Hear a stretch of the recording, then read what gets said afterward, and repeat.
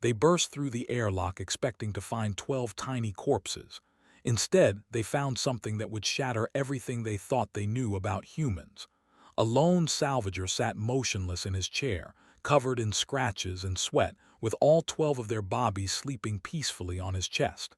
He had no training, no knowledge of their species, no reason to care. But for 5.5 hours, this human had refused to move, creating a makeshift nest from shower steam and heat lamps, turning his own body into a living incubator. The alien parent stood frozen, weapons still raised, trying to understand how their young were not only alive, but purring contentedly against a stranger's heartbeat. What happened in those desperate hours before rescue arrived? And why would a human risk everything for bobbies that weren't even his own species? This is the story of the day one man's simple act of compassion changed an entire galaxy's view of humanity forever. The distress beacon came through at the worst possible time. Rena had just finished her meal when the communications panel lit up with red emergency signals. She dropped her food container and ran to the control room where her crew already gathered around the displays. The signal originated from Mining Station 7, the small outpost they had established 3 months ago on an asteroid rich in minerals. Her second officer Crace pulled up the data stream. The station's life support had failed completely. Structural damage showed across multiple sections. The automated systems had gone dark 6 hours ago. Rena's blood turned cold when she saw the station manifest. 12 hatchlings were stationed there with 4 caretakers as part of their species expansion program. The young ones ranged from 2 to 4 cycles old, barely past their first molting. "How long until we reach them?" Rena asked, her voice tight. 4 hours at maximum speed, Crace replied. His scaled hands trembled as he worked the controls. "But Captain, the life support failed 6 hours ago. You know what that means." Everyone in the room knew. Vorathi hatchlings could survive 8 hours without proper environmental controls at most. After that, their bodies would shut down from temperature loss and dehydration. The young ones needed specific humidity levels and warmth to keep their developing systems functioning. The math was cruel and simple. By the time they arrived, the hatchlings would have been without life support for 10 hours. "Scan for escape pods," Rena ordered. She refused to accept the obvious conclusion. Perhaps the caretakers had managed to evacuate. Perhaps they found a way to keep the young ones alive. The sensor officer worked quickly. "I'm detecting one pod launch signature. It separated from the station 7 hours ago, shortly after the failure began." Hope flickered in Rena's chest. "Track it. Where did it go?" "The pod appears to have malfunctioned. Its trajectory was erratic. It drifted towards Sector 9 before the beacon died." The officer paused. "Wait, I'm picking up something. A human salvage vessel was operating in that area. Small ship, single operator, registered as the Wanderer." Rena felt her hope crack. Humans. She knew little about them beyond their reputation as scavengers and traders. They collected debris and sold whatever they found. Would such a being even recognize Vorathi young? Would they care enough to help? "The human ship is still in the area," the sensor officer continued. "It's moving slowly, appears to be conducting standard salvage operations." "Set course to intercept," Rena commanded. "Send them a priority hail. Tell them we're coming and they are not to leave that position." The next 4 hours crawled by like torture. Rena tried to imagine scenarios where her people's young had survived. Perhaps the escape pod had working life support. Perhaps the human had found them quickly and knew how to help. But she had seen human ships before, cluttered and chaotic, designed for profit, not compassion. What would a human know about caring for Vorathi hatchlings? Her mind kept returning to the timeline. 10 hours without proper care. The hatchlings would be cold, their scales drying out, their small bodies struggling to maintain function. Even if the human had found them alive, keeping them that way required knowledge the scavenger surely didn't possess. "We're approaching the Wanderer," Crace announced. "It's not running. The human is holding position." Rena studied the vessel on her screen. It looked exactly as she expected, a battered ship covered in patches and modifications. Salvaged parts from a dozen different species had been welded onto the hull. It spoke of a being who collected and used whatever worked, with no concern for elegance or design. "Hail them," she ordered. A human face appeared on the screen. Male, with gray streaks in his facial hair and tired eyes. He looked middle-aged by human standards, his face lined with years of space travel. "This is Owen Reed of the Wanderer," the human said. His voice was calm, almost too calm given the armed Vorathi ship bearing down on him. "I am Captain Rena of the Bright Wing. You found an escape pod. It contains our young. We're coming aboard." She made it clear this was not a request. The human nodded slowly. "Understood. I'll open my airlock, but you should know something before you come in."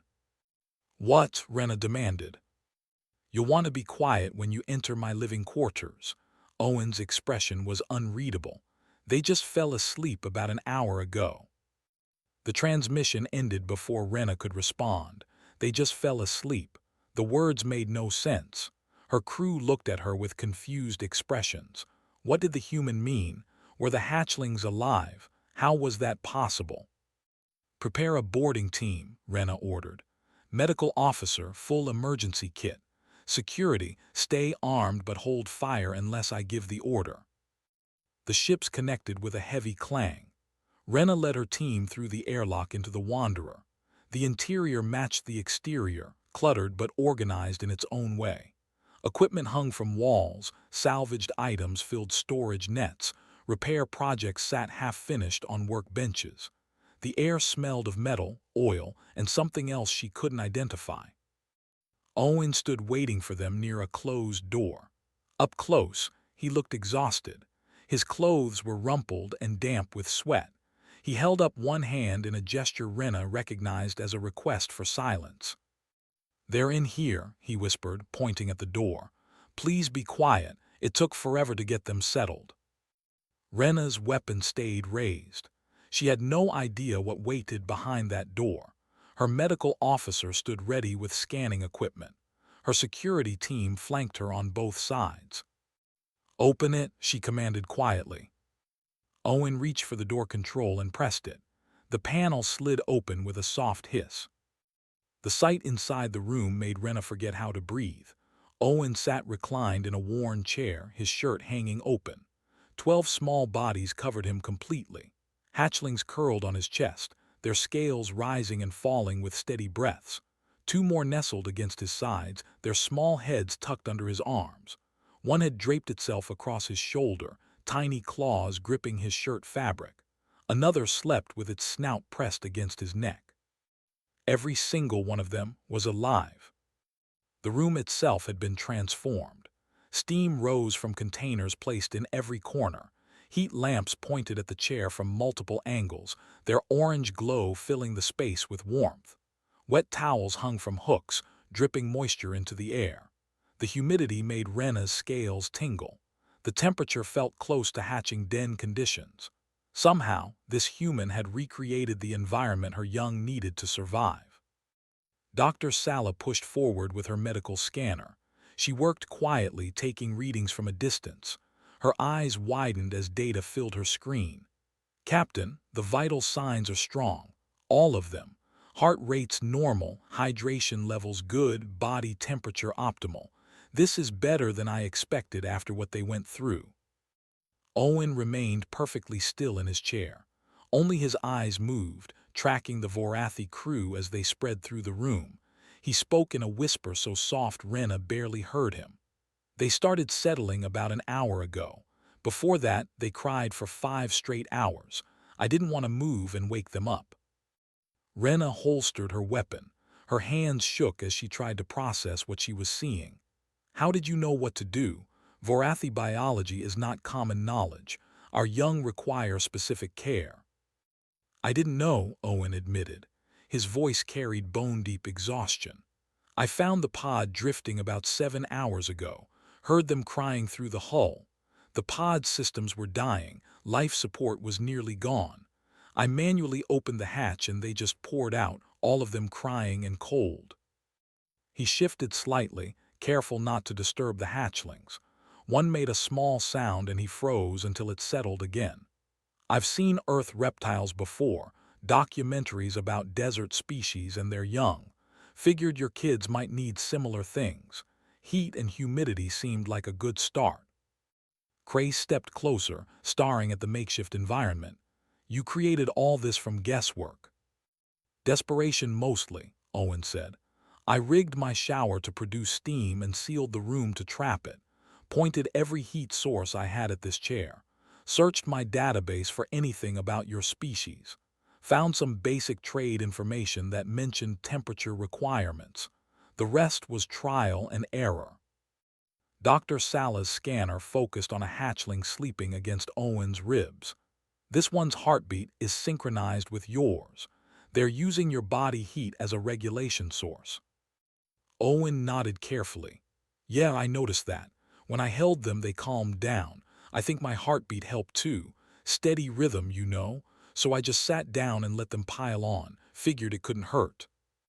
Rena moved closer, studying the human's face. Dark circles shadowed his eyes.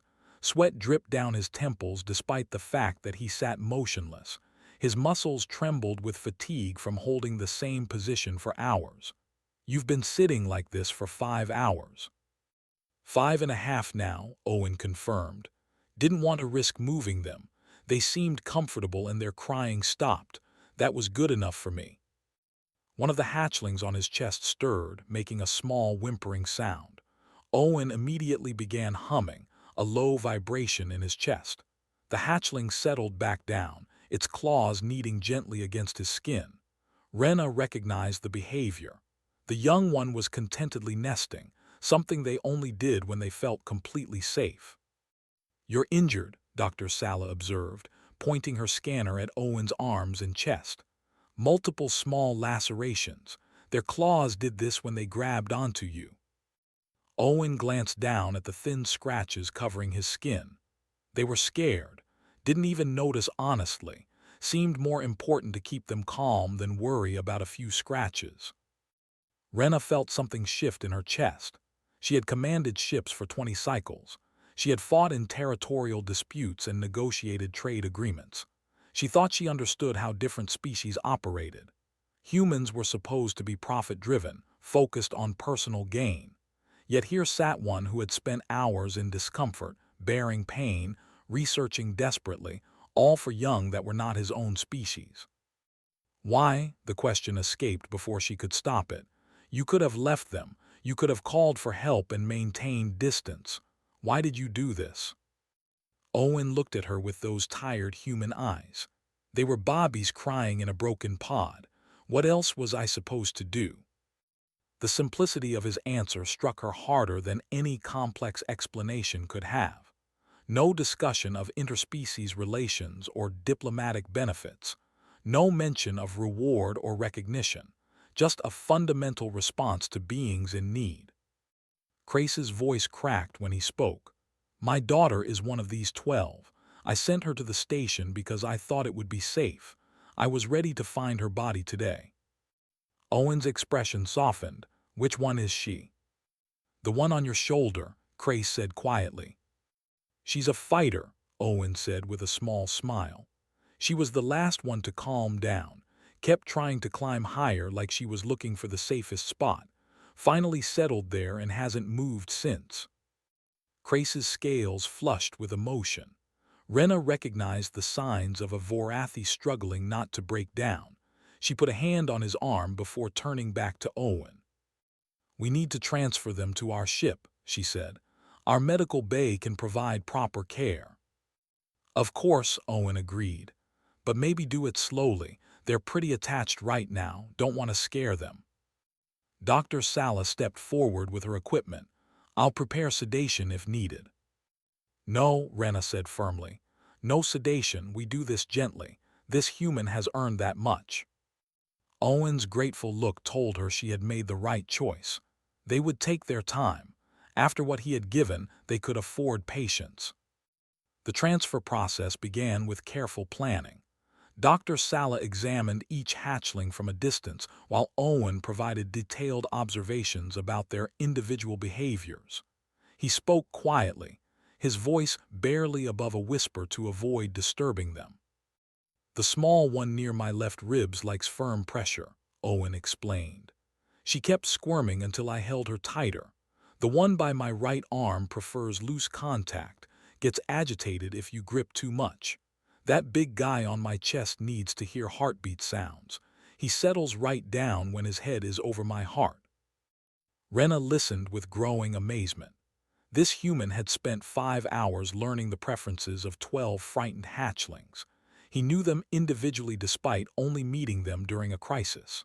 The kind of attention required for such knowledge spoke to a level of care she had not expected from any outsider, let alone a human salvager. "I'll need to introduce the parents slowly," Dr. Sala said. "If we just grab them, they'll panic. They've imprinted on Owen's scent and heartbeat during their trauma."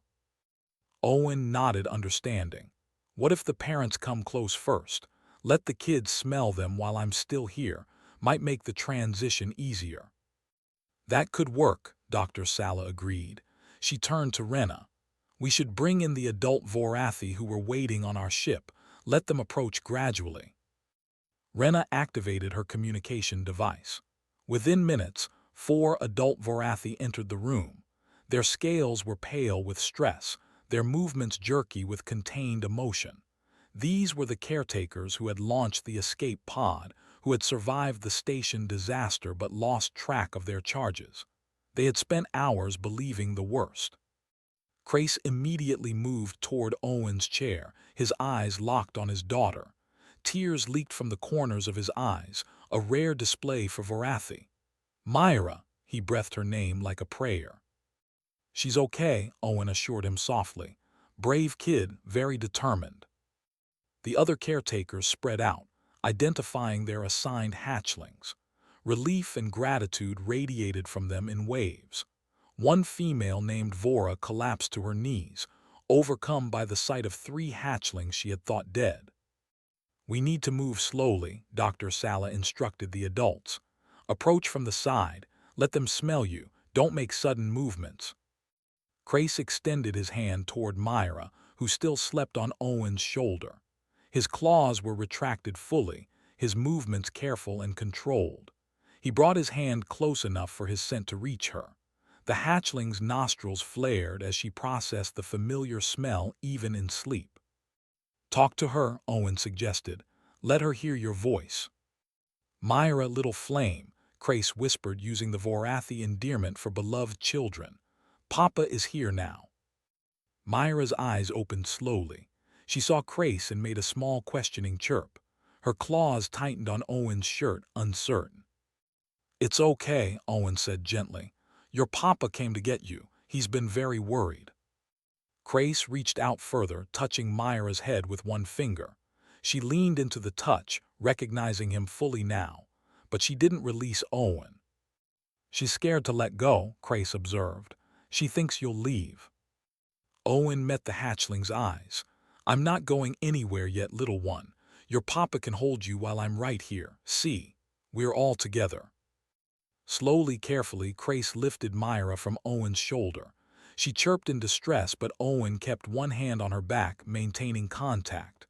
"There you go. Papa's got you. You're safe." The process continued with the other hatchlings. Each transfer required patience and reassurance. The young ones had spent their most terrifying hours with Owen. His scent meant safety now. His heartbeat meant calm. Letting go of those anchors was difficult even with their actual caretakers present. Vora worked with 3 hatchlings clustered against Owen's left side.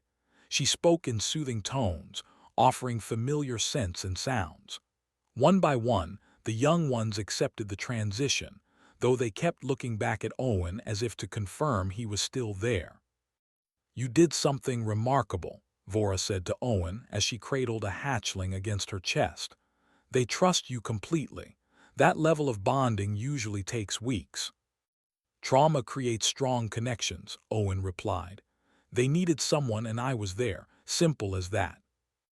But Rena knew it was not simple at all. The human had made countless correct decisions in a situation where he had no training and no background knowledge. He had researched, experimented, and adapted. Most importantly, he had cared enough to try. The final hatchling to transfer was the one sleeping directly over Owen's heart. The biggest of the group, he had buried himself against Owen's chest and showed no interest in moving. His assigned caretaker, a male named Tor, approached carefully. "This is Gage," Tor said softly. "He's always been sensitive to sounds and vibrations. The station explosion probably terrified him." "He definitely likes the heartbeat," Owen confirmed.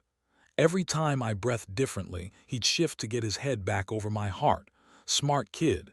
He knows what helps him feel better." Tor placed his hand on Gage's back beside Owen's. The hatchling stirred but didn't wake. "Thank you," Tor said, his voice thick with emotion. "Thank you for understanding what he needed." Together they lifted Gage. The hatchling woke with a start and immediately began crying. Owen kept his hand on Gage's side while Tor held him close. "Listen," Owen said. "Hear that? Tor's heartbeat is there too. Different sound but same rhythm. You're okay, buddy." Tor began humming, mimicking the low vibration Owen had used earlier. Gage's crying slowly subsided as he registered the familiar technique coming from his caretaker. His small body relaxed against Tor's chest. Owen finally stood from the chair. His legs nearly gave out after sitting in the same position for almost 6 hours. Crace caught his arm, steadying him. "Easy," Crace said. "You need rest." "I'm fine," Owen insisted, though his shaking legs suggested otherwise. "Just stiff." Dr. Sala scanned him quickly. "Dehydrated, exhausted, multiple minor injuries. You need medical attention." "After," Owen said firmly, "make sure the kids are settled first." Rena watched the human lean against the wall for support, his attention still focused on the hatchlings rather than his own discomfort. She had seen many acts of courage in her career. She had witnessed soldiers fight for their people and parents sacrifice for their young. But this was different. This was a being with no connection to them, no obligation, no expectation of reward, who had given everything he had to save lives that were not his to protect. "Owen Reed," Rena said formally, "on behalf of my people, I offer you our deepest gratitude." Owen waved his hand dismissively. "You don't need to thank me. Anyone would have done the same." "No," Rena said firmly. "Not anyone would have, but you did." The medical bay of the Bright Wing hummed with activity. Dr. Sala had set up 12 small recovery chambers, each calibrated to provide optimal conditions for the hatchlings. The young ones rested inside transparent enclosures that allowed their caretakers to watch them constantly. Monitoring equipment tracked every vital sign, every breath, every heartbeat. Owen sat on an examination table in the corner while a medical assistant treated his injuries. The scratches from the hatchling's claws covered his arms and chest in thin lines. None were serious, but there were dozens of them. The assistant applied a healing gel that would prevent infection and speed recovery. "You should have said something," the assistant scolded gently. "Some of these cuts are quite deep." "Didn't hurt much," Owen said with a shrug. "Adrenaline, I guess. Too focused on keeping them calm to notice." Across the bay, Cray stood beside Myra's chamber. His daughter slept peacefully now, her small chest rising and falling in steady rhythm. He kept one hand pressed against the transparent wall as if maintaining connection even through the barrier. Rena approached Owen with a data pad in her hand. "I've been reviewing your ship logs. You documented everything you did for them." "Seemed important to keep records," Owen explained. "In case something went wrong, I wanted whoever found us to know what I had tried. Figured it might help them understand the hatchling's condition." Rena scrolled through the logs. Owen had noted every temperature adjustment, every humidity change, every behavioral observation. He had recorded which sounds seemed to calm the hatchlings and which positions they preferred. His notes included failed attempts and successful experiments. The level of detail revealed hours of careful attention. "You searched our entire cultural database," Rena said, "but most of it is restricted. How did you access our biological data?" "I didn't," Owen admitted. "I found some basic trade documents that mentioned temperature preferences. The rest I extrapolated from Earth reptile care. Probably got a lot of things wrong." "You got enough things right to save 12 lives," Rena countered. "That's what matters." Dr. Sala joined them, her scanner showing positive readings. "The hatchlings are responding well to treatment. No lasting damage from their ordeal. Whatever Owen did was sufficient to keep them stable through the critical period." "How long until they can go home?" Owen asked. "A few days of observation," Dr. Sala replied. "We need to ensure there are no delayed stress reactions, but they're resilient. They'll recover fully." Owen nodded, relief evident on his face. "Good, that's good." "I have questions," Rena said. "About humans, about your species' approach to young from other races. Is this response typical?" Owen considered the question carefully. "I can't speak for all humans. We're pretty diverse. But most people I know would help kids in danger regardless of what species they were. It's kind of a fundamental thing. You see something small and scared, you want to protect it. Even when it costs you," Rena pressed. "You lost hours of salvage time, you expended resources, you injured yourself. The economic loss alone would deter most traders." "Economics don't really matter when lives are at stake," Owen said simply. "I can always find more salvage. Those kids only had one chance." Vora approached from where she had been monitoring 3 of the hatchlings. Her scales had regained their normal color now that her charges were safe. "I need to understand something. When you first heard them crying in the pod, what was your immediate thought?" Owen didn't hesitate. "That they were terrified and I needed to get them out." "Not that they might be dangerous?" Vora asked. "Not that you didn't know how to care for them?" "They were bobbies," Owen said, as if that explained everything. "Bobbies can't be dangerous, and not knowing how to care for them just meant I had to figure it out quickly." The simplicity of his worldview struck Rena again. Humans apparently operated on instinct when it came to protecting young. The complexity that other species brought to such decisions, the weighing of risk and resources, seemed absent from Owen's reasoning. He had seen beings in need and responded immediately. Tor walked over carrying Gage, who had woken and demanded to be held. The hatchling seemed calmer now, but his eyes kept scanning the room as if searching for something. "He keeps looking around," Tor said with concern. "I think he's looking for you, Owen." Owen stood and approached carefully. Gage's eyes locked onto him and the hatchling made a pleased chirping sound. "Hey buddy," Owen said softly. "You doing okay?" Gage reached out with one small claw. Owen extended his finger and the hatchling gripped it tightly. The contact seemed to reassure Gage, who settled more comfortably against Tor. "He imprinted on you," Dr. Sala observed. "They all did to some degree. You were their safety during trauma. That creates powerful psychological bonds." "Will that cause problems?" Owen asked with concern. "Not problems exactly," Dr. Sala said, "but they'll remember you. Even as they grow, they'll recognize your scent and voice. You'll always be special to them." Owen looked at the 12 chambers holding the sleeping hatchlings. "I just hope they forget the scary parts. They shouldn't have to remember being that afraid." "They'll remember being saved," Crace said from across the room. "They'll remember the being who held them when they cried. That's not a bad memory to carry." Rena made a decision. "Owen Reed, I want to offer you something. Vorathi culture has a designation called Nest Guardian. It's given to individuals who protect our young at great personal risk. No outsider has ever received this honor. I would like you to be the first." Owen looked uncomfortable with the attention.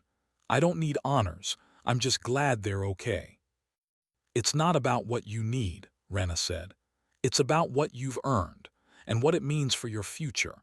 Nest guardians are considered family to all Vorathi. You would be welcome in any of our worlds. Our people would know what you did." "I think you're making too big a deal out of this," Owen protested.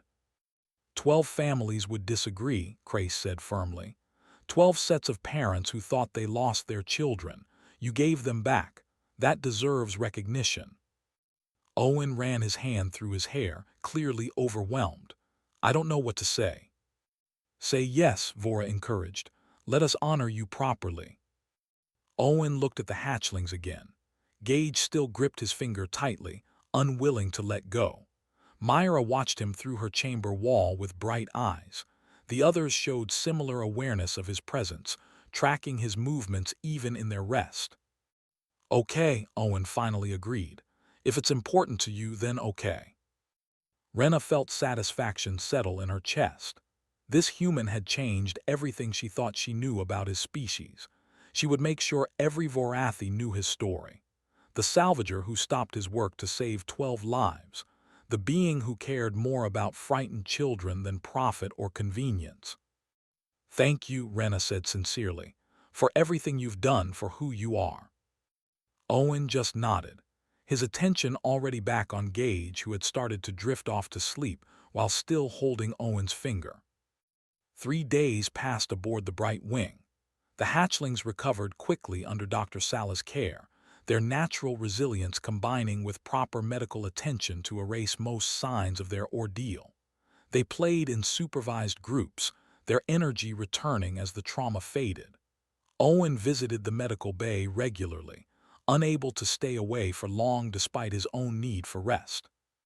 Each visit created excitement among the young ones. They would rush to the transparent walls of their play area, chirping and pressing their snouts against the barrier. Owen would sit on the floor near them, talking quietly about his salvage work or describing Earth animals. The hatchlings seemed to enjoy his voice even when they couldn't understand the words. Rena watched these interactions with growing understanding.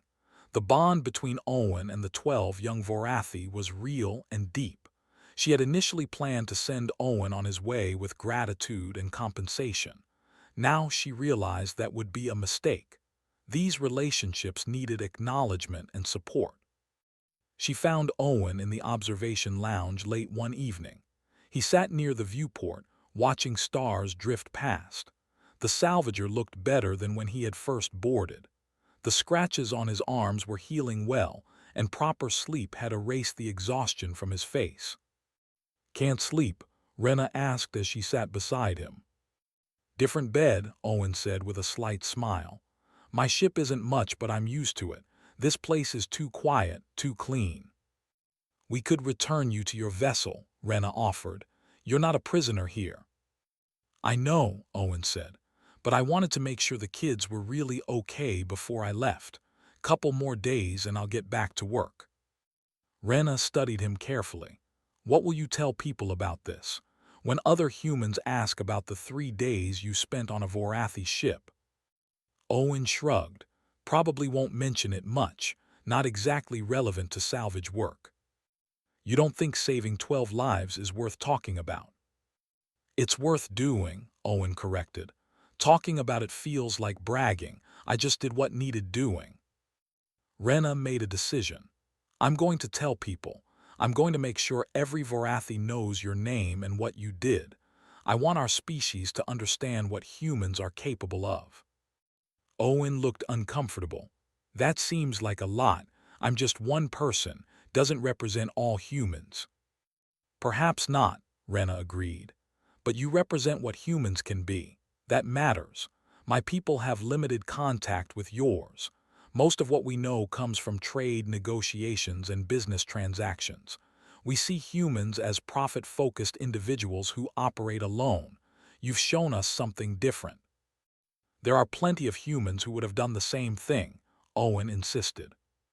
"Maybe," Rena said, "but you're the one who was there. You're the one who acted. That makes you important to us."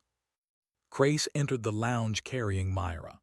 The hatchling had been fussy and refusing to sleep, so he had taken her for a walk. As soon as Myra saw Owen, She chirped excitedly and reached out with her small claws. "Someone wants to say hello," Crace said with amusement. Owen stood and approached carefully. Myra practically launched herself from her father's arms into Owen's. The human caught her smoothly and held her against his chest. The hatchling immediately settled down, making contented sounds. "She does this every night," Crace explained. "Won't sleep until she's had time with you. The medical staff says it's normal given the imprinting. She associates you with safety and comfort." Owen stroked Myra's head gently. She leaned into the touch, her eyes already drooping closed. "Hey, little flame," Owen said quietly, using the Vorathi endearment he had learned from Crace. "Giving your papa trouble." Myra chirped softly in response, her claws kneading against Owen's shirt in the nesting behavior Vorathi young displayed when completely relaxed. "I worry about what happens when you leave," Crace admitted. "She's formed such a strong attachment. Will she understand why you're gone?" "She's young," Owen said. "She'll adjust. You're her father. That bond is deeper than anything I could create in a few hours." "I'm not so sure," Crace said quietly. "You saved her life. You held her when she was terrified. Those are powerful memories." Rena watched Myra fall asleep in Owen's arms. The scene held a peaceful quality that seemed to settle something in her mind. "I have a proposal," she said. "The Nest Guardian ceremony requires witnesses. Traditional ceremony takes place on a Vorathi world with the saved young present. It would mean traveling with us to our home system. The journey takes about 2 weeks." Owen looked uncertain. "I have salvage contracts, people expecting deliveries." "We would compensate you for lost work," Rena said. "And I think it would be good for the hatchlings. Give them time to adjust to your departure. Let the bond settle rather than breaking it suddenly." "She's right," Crace added. "Myra needs time to understand that you'll still exist even when you're not here. If you just disappear, it might trigger abandonment responses." Owen looked down at the sleeping hatchling in his arms.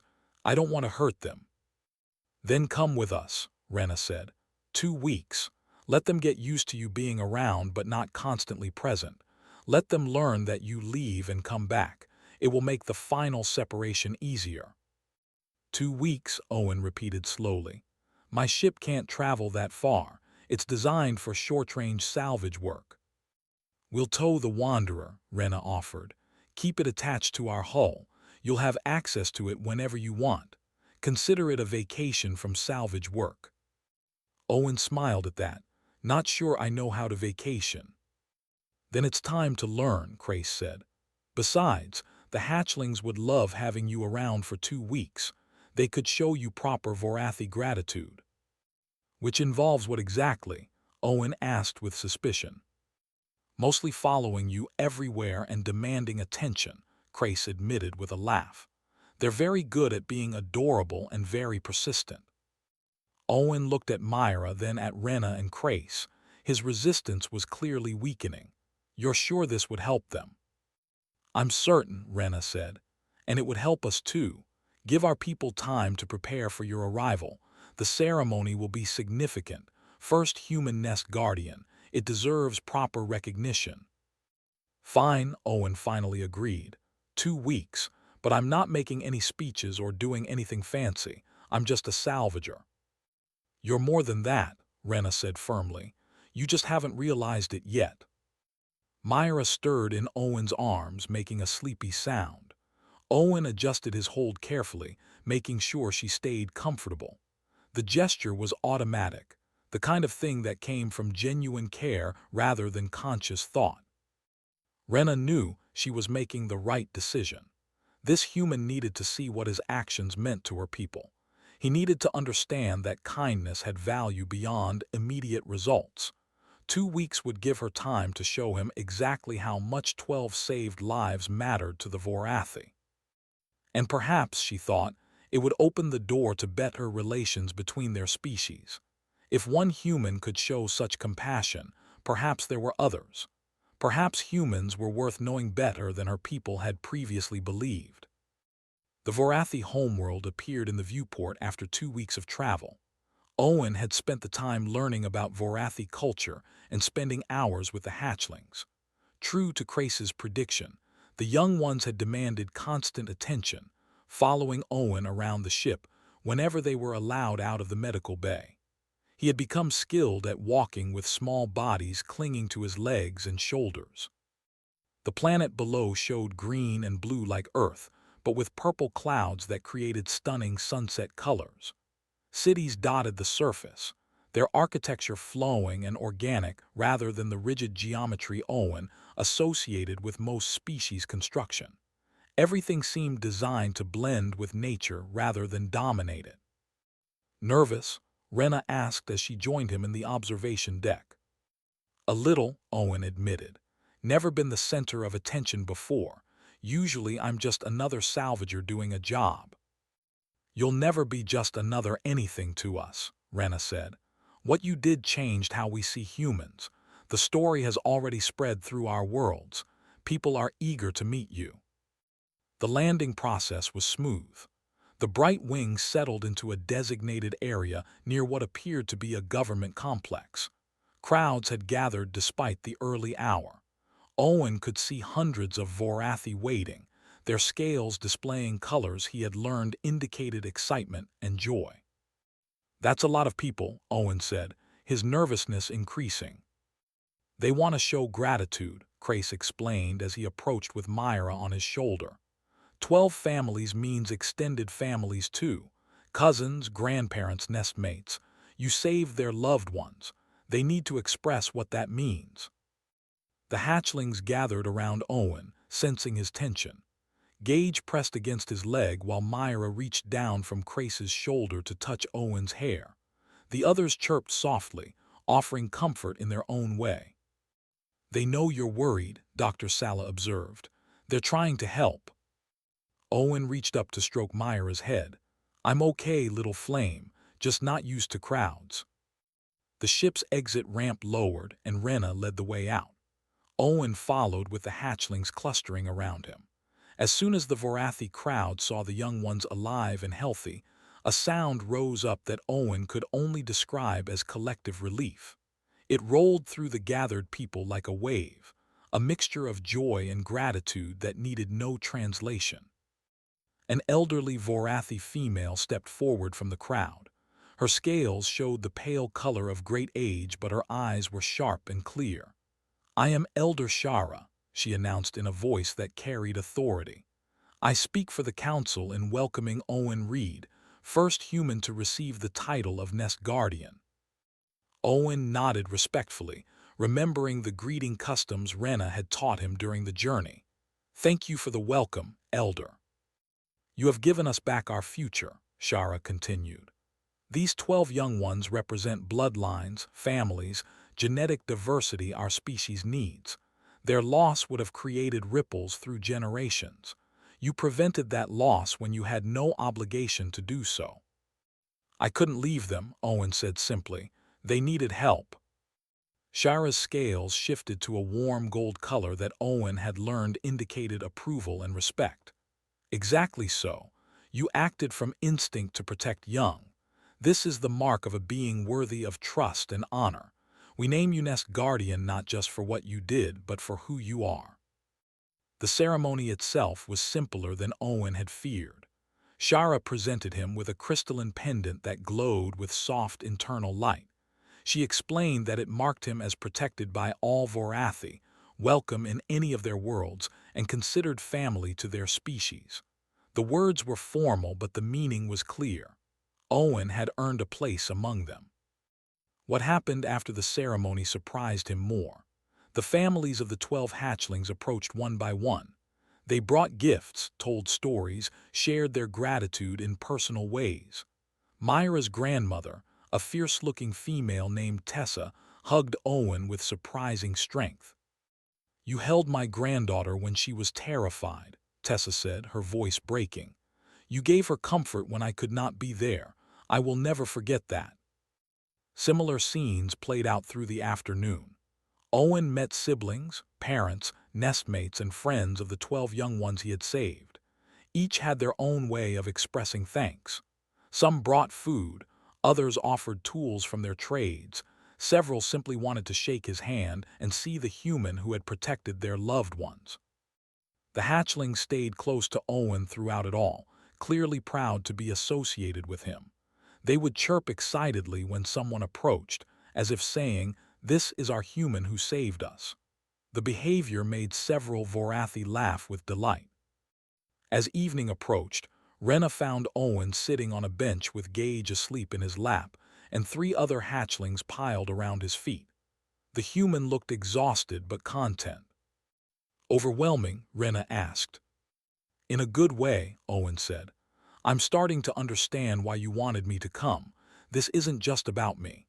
It's about them, about what it means to your people that they're safe." "Exactly," Rena confirmed. "You gave us hope, Owen.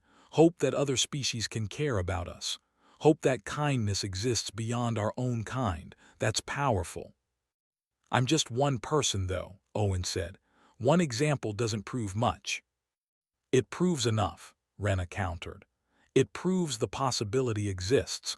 Before you, we thought humans were only interested in profit. Now we know at least some of you value life over gain. That changes how we approach relations with your species." Owen stroked Gage's head absently. The hatchling made a contented sound in his sleep. "What happens now?" "Now you stay a few more days," Rena said. "Let the hatchlings get used to seeing you leave and come back. Build routines that don't require constant contact. Then when you're ready, you return to your salvage work." "And I can visit?" Owen asked. "Any time," Rena confirmed. "You're family now. That means you're always welcome. The hatchlings will grow up knowing you. They'll tell their own young about the human who saved them. Your story becomes part of our story." Myra climbed down from a nearby structure and settled against Owen's side. Within moments, she was asleep like Gage. Owen shifted to accommodate her weight, his movements practiced and gentle. "You're good at this," Rena observed, "being trusted by young ones." "They make it easy," Owen said. "They don't have complicated agendas or hidden motives. They're just kids who needed help. Simple." "Nothing about this was simple," Rena said. "But you made it look that way. That's a gift." They sat in comfortable silence as the sun set over the Vorathi homeworld. More hatchlings joined the pile around Owen, seeking his presence as the day wound down.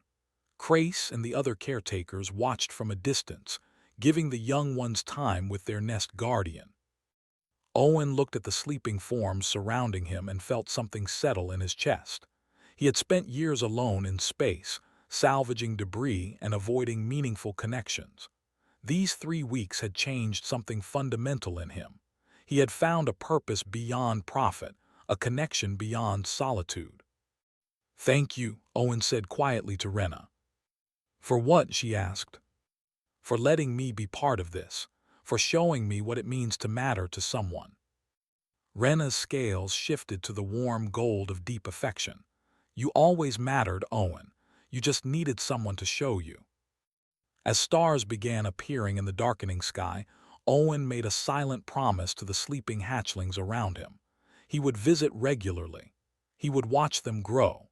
He would be the connection between their species and his, proof that different beings could care for each other despite all the differences. The title of Nest Guardian came with responsibilities, but also with rewards. Owen had 12 young lives who would always remember him. He had families who considered him one of their own. He had a place in the universe beyond just existing. For a salvager who had spent years collecting broken things, Owen had finally found something whole.